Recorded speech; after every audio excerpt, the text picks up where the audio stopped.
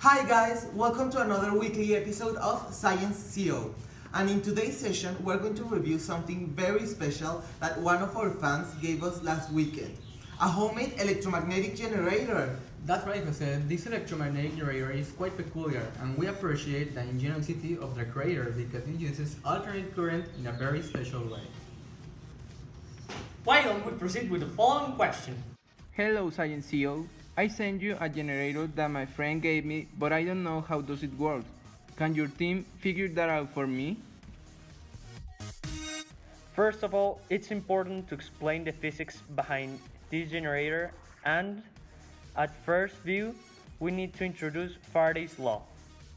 Faraday's law of induction in physics is considered to be a quantitative relationship between changing magnetic field and the electric field created by the change. It states that the magnitude of electromotive force induced in a circuit is proportional to the rate of change of the magnetic flux that cuts across the circuit. So in simple words, means that when the magnetic field is disturbed, electricity is produced. Now we're going to proceed by explaining how the electric forces move through the coil. This is a photo of our electromagnetic generator. It consists of three important parts: the frame, two magnets located in the opposite sides of it, and the rotating coil. It's necessary to mention that in each magnet, the magnetic flux goes from the north to the south pole.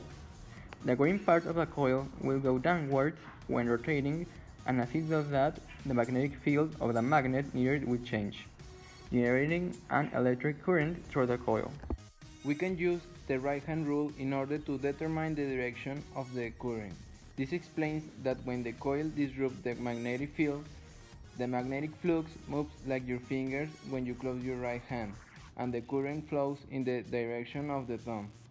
The purple part of the coil will go upwards when rotating. The magnetic field of the other magnet is inverted, so as it is changing, it will create an electric current in the opposite direction. As we keep rotating the coil and it changes its phase, we now see that the green part that was previously at the bottom now is at the top, and it will move upwards. And as it does, it will change the magnetic field of the nearby magnet. As we already said, the magnet from the top has its south pole facing the coil, so it will generate a current that goes to the right instead of the left. And the purple part that was at the top is now at the bottom, and it will go downwards. So, as it does, we can use the rule of the right hand to determine that the current goes to the left. But now we can notice that, previously, the current in the green part of the coil moved to the left, and now it moves to the right.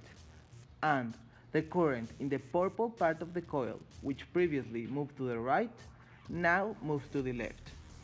Since the currents now move towards opposite directions, we can now say that the polarity is inverted. This change will happen every 180 degrees, and it can be represented through the graph of the sine function. This is how alternate energy behaves.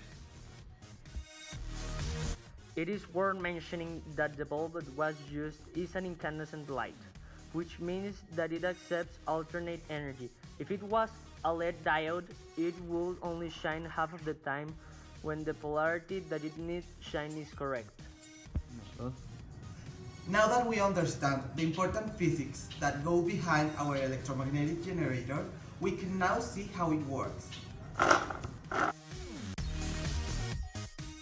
We thank to our fans, and don't forget to subscribe and click the like button below. Next week, we will be reviewing the logics behind Thanos' Infinity Gauntlet.